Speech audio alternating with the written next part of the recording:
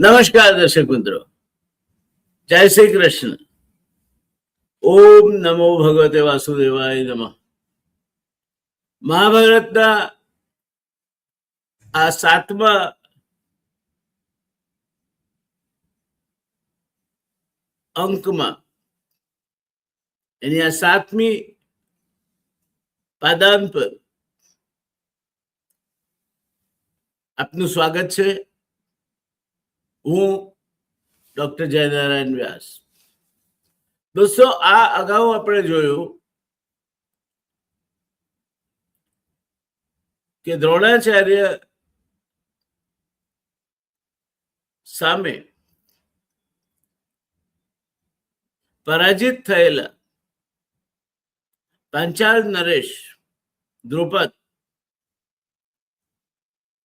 વેરની આગમાં સળગી રહ્યા છે અને એમણે પોતે તો સીધા દ્રોણ સામે યુદ્ધ લડીને હરાવી શકે તેમ નથી,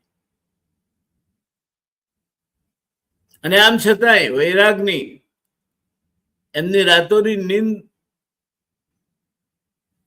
હરામ કરી ગયો છે.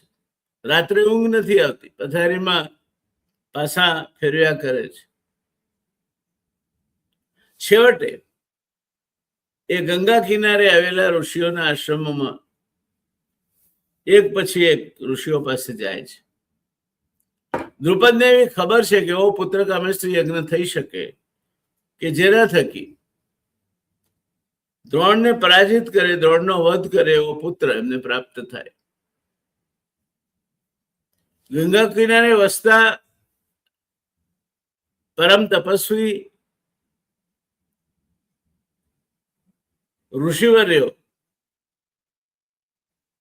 દ્રુપદને સલાહ આપે છે કે તેઓ આ વિધિ જાણે છે ખરા, પણ એ વિધિ કરાવશે નહીં.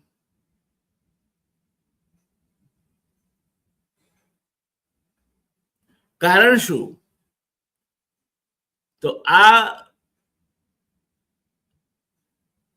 હેતુ ક્લિષ્ટ હેતુ છે, મલિન હેતુ છે, અને એનાથી ખરડાયેલી ભાવના સાથેની આ અતિ પવિત્ર યજ્ઞ આરાધના અમારું તપ બાળીને ભસ્મ કરી નાખે, માટે અમે નહીં કરાવી.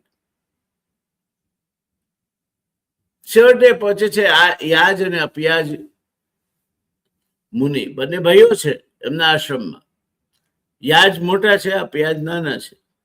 યાજ ઓજસ્વી છે, તેજસ્વી છે, ધર્મને રસ્તે ચાલનારા છે, પૂજા પાઠ અને નિત્યક્રમ જાળવે છે અને ઈશની આરાધનામાં વ્યસ્ત છે. પણ અપયાજ ખ્યાપાની છે.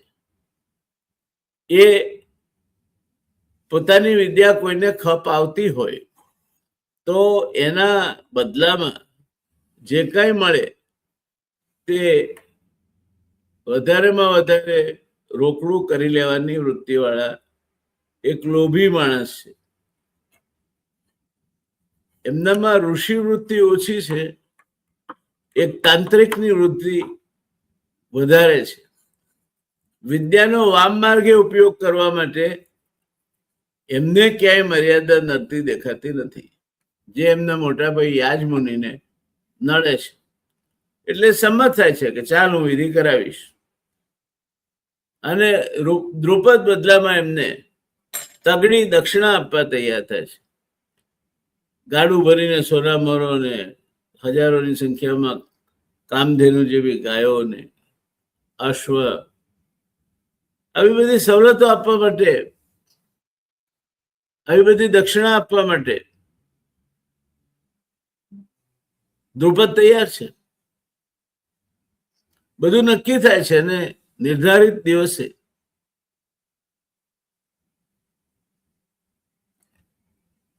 આ બંને ભાઈઓ યાજ અને અપયાજ દ્રુપદના રાજમહેલે પધારે છે. દ્રુપદ એમનું યથોચિત સ્વાગત કરે છે અને એમના ચરણોમાં બેસીને હવે વિધિ શું કરવાની છે તે બાબત સમજે છે. એ માટેનો પૂજાપો વગેરેની વ્યવસ્થા કરવા માટે મંત્રીશ્રીને સૂચના આપે છે.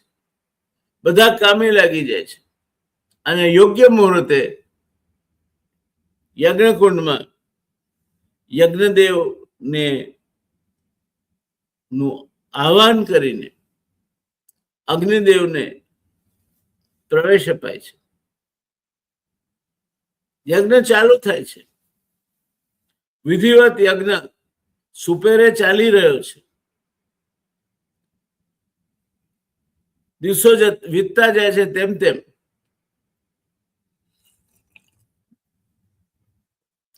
દ્રુપદની અધીરાઈ વધતી જાય છે. એને પેલો દ્રોણને હરાવે એવા પુત્રને પામવાની અધીરાઈ છે. જીવનની પરમોચ્ચ સિદ્ધિ એને એમાં દેખાય છે. છેવટે એ દિવસ પણ આવી જાય અને યજ્ઞની પૂર્ણાહુતિના દિવસે પ્રથમ આહુતિ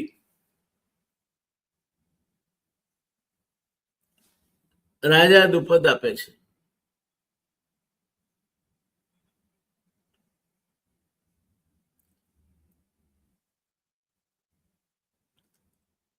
અત્યંત વિદ્વાન ઋષિપુત્રો ના વેદગાન સાથે બોલાયેલા મંત્રો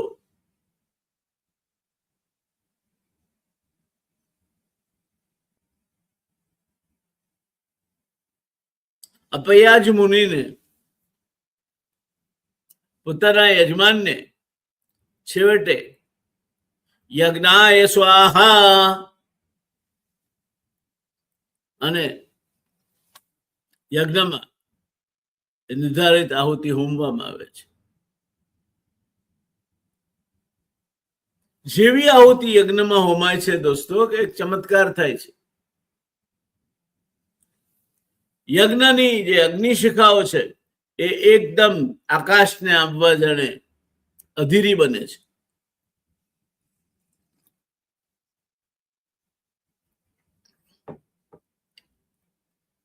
યજ્ઞકુંડમાંથી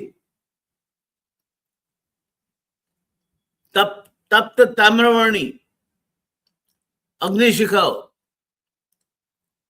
ભાડ ભાડ ભાડ ભાડ ભાડ આકાશ ભણી ઉઠી રહી છે અને બરાબર ત્યાં જ આશ્ચર્ય સર્જાય છે. કવચ, કુંડળ, અસ્ત્ર શસ્ત્રો સાથે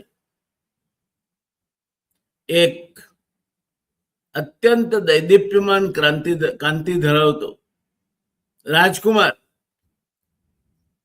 એ યજ્ઞની વેદીમાંથી બહાર આવે છે. આ એ જ રાજકુમાર છે જેને આપણે મહાભારતમાં ધૃષ્ટધુમ્ન તરીકે ઓળખીએ છીએ. આ એ જ રાજકુમાર છે જેને પાંચાલ નરેશે પુત્ર કામેશ્રી યજ્ઞ થકી દ્રોણનો સંહાર કરવા માટે પ્રાપ્ત કર્યો છે.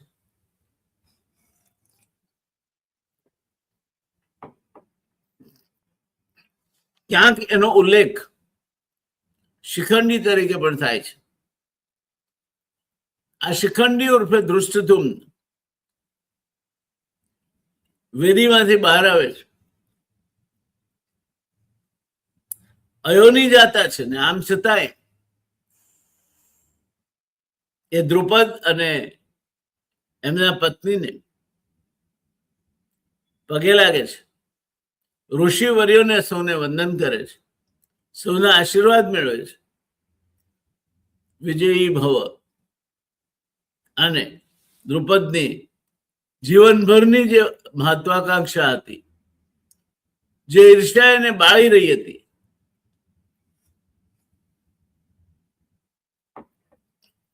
એ ઈર્ષ્યાનો અંત મહાન શસ્ત્રગુરુ દ્રોણાચાર્ય ને હણનારો હવે યજ્ઞવેદીમાંથી જન્મી ચૂક્યો હતો. એનું નામ હતું ધૃષ્ટધુમ્ન, શિખંડી. સ્વાભાવિક છે, યજ્ઞમાં સજોડે બેસવાનું હોય. હવે દ્રુપદના પત્નીનો વારો છે પૂર્ણાહુતિની આહુતિ આપવાનો. મંત્રોચ્ચાર વચ્ચે ધીમી ગતિએ દ્રુપદ પત્ની રાણી, પાંચાલની રાણી યજ્ઞકુંડ તરફ આગળ વધે છે. ત્યાં પહોંચીને 2 મિનિટ આંખો બંધ કરી અને મૌન થઈ અને ઊભી રહી જાય છે.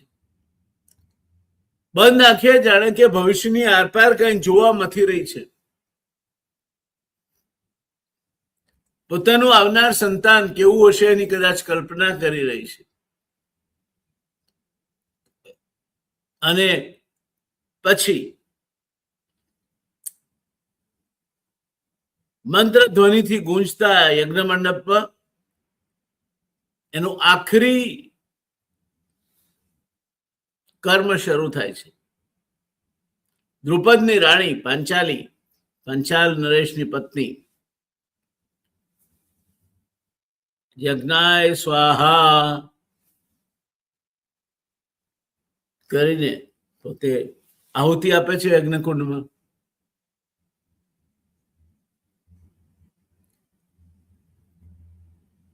અપયાજ મુનિને મદદ કરવા ઉભેલા બ્રાહ્મણો, ઋષિપુત્રો એ આહુતિ ઉપર ઘી નો અભિષેક કરે છે. પણ એને બળી નથી જવાનું. તામ્રવર્ણી અગ્નિશિખાઓમાંથી પરિપક્વ થઈને એક રૂપના અંબાર સમી, અને રૂપ રંગથી નથી માપાતું. માં કહેતી હતી કે કાળો કાળો કરસનીઓ ને ધોળા એ ગધેડા. માં મારા બચાવમાં કહેતી, કારણ કે મારો રંગ જરા પાકો છે. એટલે એના છોકરાને કોઈ ખીજવે નહીં, એના છોકરામાં કોઈ ગ્રંથિ ના આવી જાય. એટલે હંમેશા કહેતી કે કાળો કાળો કરસનીઓ. કૃષ્ણ પણ કાળા હતા અને ધોળા તો ગધેડા પણ હોય છે. આમાં ગધેડાના ગુણને આપણે બાદબાકી કરવાનો કોઈ ઈરાદો નથી ધરાવતા. ઈશ્વરની દરેક રચના કોઈક ને કોઈક ગુણ લઈને જન્મે છે.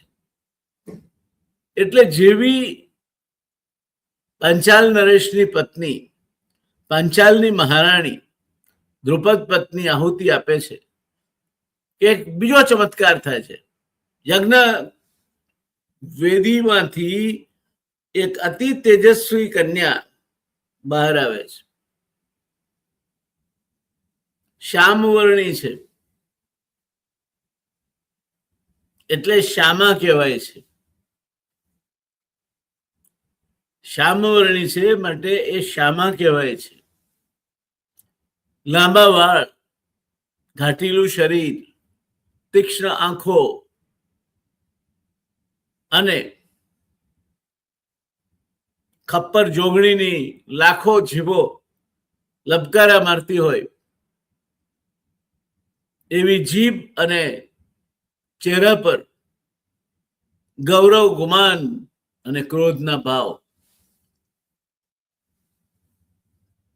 પતિ પત્ની દ્રુપદ અને એમના પત્ની આ યજ્ઞ ફળ રૂપે પ્રાપ્ત થયેલી કન્યાને વધાવે છે. એનો નામ મેં તમને કહ્યું તેમ શ્યામવર્ણી છે એટલે શ્યામા પડે છે. એ અયોની જાતા છે, માના પેટે જન્મી નથી, નોન બાયોલોજીકલ છે. આપણા ત્યાં હમણાં તો નોન બાયોલોજીકલ શબ્દ બહુ પ્રચલિત બન્યો છે. આ શ્યામા જ્યારે યજ્ઞકુંડમાંથી બહાર આવે છે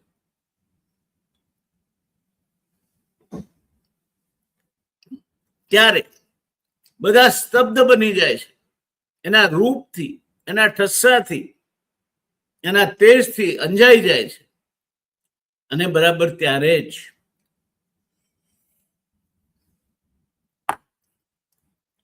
અપયાજ મુનિના મોટા ભાઈ યાજ એક આગાહી કરે છે.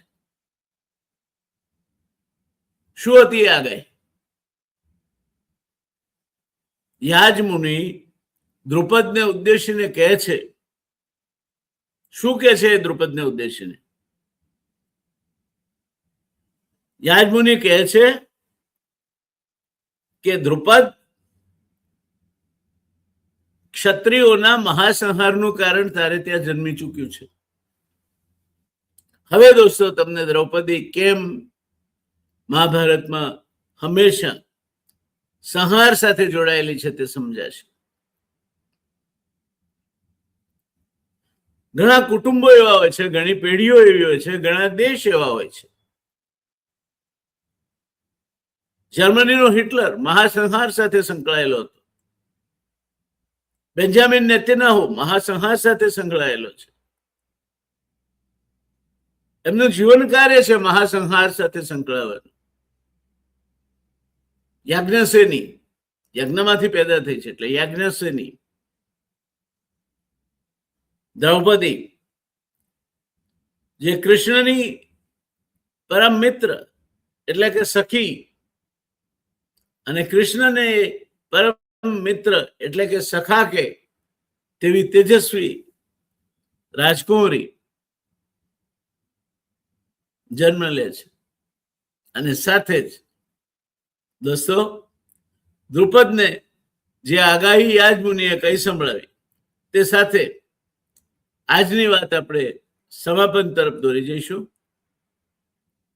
યાજ મુનિએ કહ્યું, દ્રૌપદ, ક્ષત્રિયોના મહાસંહારનું કારણ તારે ત્યાં જન્મી ચૂક્યું છે. દોસ્તો દ્રૌપદીનો જન્મ જ ક્ષત્રિયોના મહાસંહાર માટે થયો હતો. આમાંથી બીજો બોધ લેવાનો છે. યજ્ઞ દ્રુપદે કર્યો હતો. યજ્ઞ કર્યો તો દ્રોણનો સંહાર કરવા માટે, પણ આડઅસર રૂપે દ્રૌપદી પણ મળી જે મહાસંહારક શક્તિ ધરાવતી હતી. દોસ્તો ક્યારેક તમે મલિન આરાધના કરો છો અને એ આરાધનાને સફળતા તરફ લઈ જવામાં તમે પછી કોઈ બગલામુખીની આરાધના કરે ને કોઈ બીજી આરાધના કરે ને કોઈ ભૈરવની આરાધના કરે. યાદ રાખજો દોસ્તો, કોઈ પણ પ્રકારની વામપંથી અથવા તો મલિન આરાધના જે આત્મકલ્યાણ અથવા જગત કલ્યાણ અર્થે નથી, એની સાથે મહાભયાનક વિનાશક શક્તિ પણ જન્મે છે, તમારો વિનાશ કરી નાખે છે. અમેરિકાએ એટમ બોમ્બ વાપર્યો હિરોશિમા અને નાગાસાકી ઉપર. એને આરાધના કરી અણુશક્તિની, પણ મહાવિનાશક શક્તિએ જાપાનનો તો વિનાશ કર્યો જ, પણ હજુ એના માટે યુદ્ધો લડાય છે. અને ક્યારેક જગતમાં એવું યુદ્ધ પણ લડાઈ શકે છે કે જ્યારે બધા દેશો પાસે જે ટનબંધ અણુશસ્ત્રો પડ્યા છે એનો પ્રયોગ થશે અને આખું જગત નાશ થઈ જશે. આ યજ્ઞસેની છે. એવી કોઈ પણ શોધ જે પ્રતિશોધ માટે કરવામાં આવી છે, અણુશસ્ત્રોની શોધ બીજા વિશ્વયુદ્ધમાં જાપાન અને જર્મની હારતા નહોતા, એમની કરોડરજ્જુ તોડી નાખવા માટે કરવામાં આવી હતી. અને એટલે એક વસ્તુ દોસ્તો હંમેશા યાદ રાખજો કે તમે કોઈ પણ સિદ્ધિ માટેની ઉપાસના કરો છો તો એ સિદ્ધિ માટેની ઉપાસના, એ સિદ્ધિ માટેનું કારણ પવિત્ર હોવા જોઈએ. એ સિદ્ધિ માટેની ઉપાસના પણ પવિત્ર હોવી જોઈએ. અને એટલે જ્યારે આપણે યજ્ઞ કરીએ છીએ દોસ્તો, ત્યારે જે ભૂમિ પર યજ્ઞ કરીએ છીએ એ ભૂમિ પવિત્ર હોવી જોઈએ. આપણે કાચી ઈંટથી વેદી બનાવીએ છીએ, યજ્ઞ વેદી પવિત્ર હોવી જોઈએ. એમાં આંબાથી માંડીને ખીજડા અને ખાખરા સુધીના જે સમિધ હોમાય છે તે પવિત્ર હોવા જોઈએ.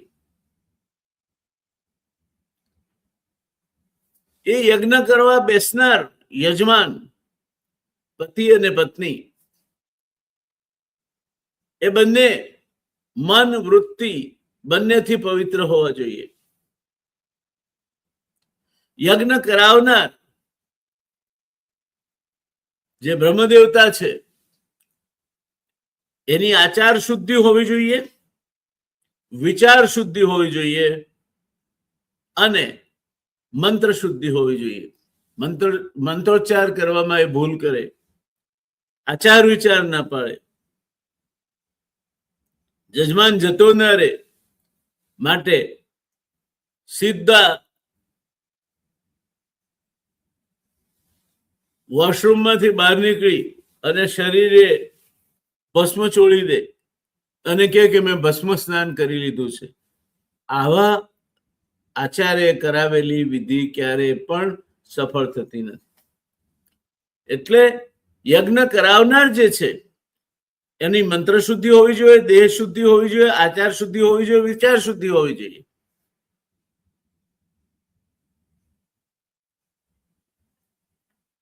અને છેલ્લે જેના માટે તમે યજ્ઞ કરો છો એની હેતુ શુદ્ધિ હોવી જોઈએ.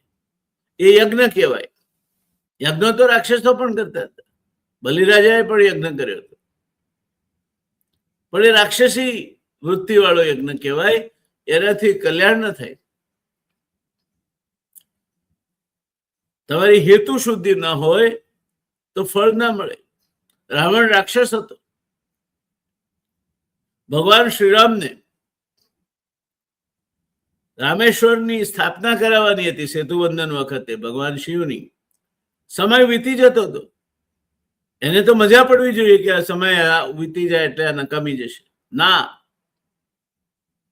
એ પુરોહિત હતો તે સમયે. એનો હેતુ શુદ્ધ હતો, એની દાનત ચોખ્ખી હતી. એને કહ્યું ભગવાન શ્રીરામને કે જજવાન સમય વીતી જાય છે. માટે હનુમાનજી મોડા પડી રહ્યા હતા તો એણે વેળુના શંકરની સ્થાપના કરાવી. એટલે રામેશ્વરમાં 2 લિંગ છે. તો હેતુ શુદ્ધિ, આચાર શુદ્ધિ, વિચાર શુદ્ધિ, મંત્ર શુદ્ધિ. મંત્રોચ્ચાર ના આવડતો હોય, ભૂલો થતી હોય, એમાં એ યજ્ઞ સફળ ન થાય. આપણે અડાયા છાણા વાપરીએ છીએ. કેમ? કારણો છે. આંબો, ખાખરો, પલાશ, ખીજડો એવા પવિત્ર લાકડા સમિત તરીકે વાપરીએ છીએ. કાચી ઈંટો વાપરીએ છીએ. જમીનને લીપીને સ્વચ્છ કરીને એના ઉપર વેદી બનાવીએ છીએ. આ બધાનો અર્થ એવો થાય કે અથથી માંડીને ઇતિ સુધી તમે જો કલ્યાણકારી યજ્ઞ કરવા માંગતા હો તો તમારો હેતુ શુદ્ધ હોવો જોઈએ અને બાકી એની સાથે સંકળાયેલ બધું જ શુદ્ધ હોવું જોઈએ. આજના રાજ્યકર્તાઓ ઘણા દાખલા તમારી સામે છે. ટ્રમ્પ છે, નેતન્યાહુ છે, હમણાં જ એમણે બ્રિટનના વડાપ્રધાન તરીકે રાજીનામું આપ્યું. કીથ સ્ટાર્મર છે, ઘણા બધા છે. હું આપણા વડાપ્રધાનનો દાખલો નથી આપવા માંગતો, કારણ કે આપણે કદાચ વ્યક્તિગત બાયસથી અથવા વ્યક્તિગત, હું ક્યારે પણ બાયસથી પ્રેરિત થઈને વાત નથી કરતો. તટસ્થતાપૂર્વક જ વાત કરું છું. જે સાચી હોય તે જ વાત કરું છું. પણ આપણા વડાપ્રધાનને આપણી બાજુ પર રાખીએ. દેશનો રાજા, એની વૃત્તિઓ પવિત્ર હોવી જોઈએ. ને એટલા માટે કહેવાયું છે કે રાજા કાલસ્ય કારણમ. કંપનીનો મેનેજિંગ ડિરેક્ટર જ એની ગાડીની ડિક્કીમાં તાકા લઈ જતો હોય. અમદાવાદની મિલોનો સત્યાનાશ નીકળી જવાના ઘણા કારણોમાંનું એક કારણ આ છે. તો એ યજ્ઞ પવિત્ર નથી. તમે કોઈને છેતરીને ધન પેદા કરો છો તો લક્ષ્મી પવિત્ર નથી. એ તમારું કલ્યાણ નહીં કરે. તો દ્રુપદના યજ્ઞમાંથી આપણે બોધ લેવાનો છે કે યાજ્ઞસેની જોઈતી હોય તો યોગ્ય હાથે મુનિ યાજ ને અપયાજ જેવા તપસ્વીઓના માર્ગદર્શન હેઠળ આ યજ્ઞ થવો જોઈએ. તેમ દેશના ઉત્થાન માટેનો યજ્ઞ પણ સરદાર વલ્લભભાઈ પટેલ, મહાત્મા ગાંધી, પંડિત દીનદયાળ ઉપાધ્યાય, શ્યામા પ્રસાદ મુખર્જી, લાલ બહાદુર શાસ્ત્રી, મોરારજીભાઈ દેસાઈ, ગુલઝારીલાલ નંદા આવા પરમ પવિત્ર અને દેશ હિત સિવાય બીજું જેમના મનમાં કંઈ વસ્યું નહોતું એવા લોકોના હાથે જ્યારે દેશમાં વિકાસનો યજ્ઞ આરંભાય છે ત્યારે ચોક્કસ વિકાસ થાય છે. બદલાની ભાવનાથી આરંભાય છે ત્યારે વિકાસના યજ્ઞકુંડમાંથી યાજ્ઞસેની એટલે કે શ્યામા એટલે કે દ્રૌપદી પેદા થાય છે, જે મહાવિનાશનું કારણ બને છે. આપણે ત્યાં અત્યારે ચાલી રહેલા યજ્ઞોને આપ શામાં મૂકશો? જવાબ તમારા પર છોડું છું દોસ્તો. અત્યાર સુધીની વાતમાં આપણે ઘણા આગળ આવ્યા છીએ. રસપ્રદ છે. 400 ઉપરાંત હપ્તા મેં ગોઠવ્યા છે. રોજ તમારી સાથે એક એક હપ્તો આપણે વહેંચીશું. તમને આ કેવું લાગી મારી વાત એ મને ચોક્કસ તમે જણાવજો. કોઈ સુધારો, કોઈ સૂચન હોય તો જણાવજો.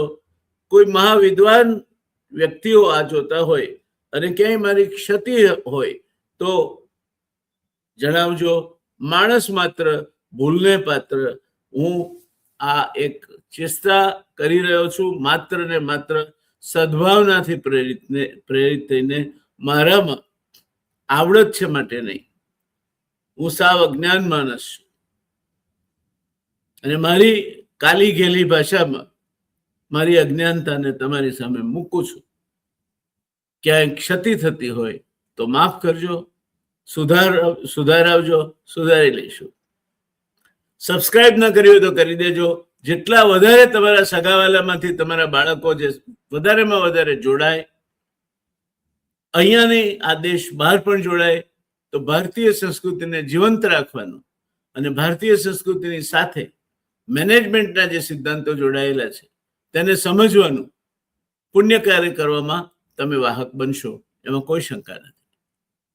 મળતા રહીશું દોસ્તો. આવજો. હું ડોક્ટર જયનારાયણ વ્યાસ.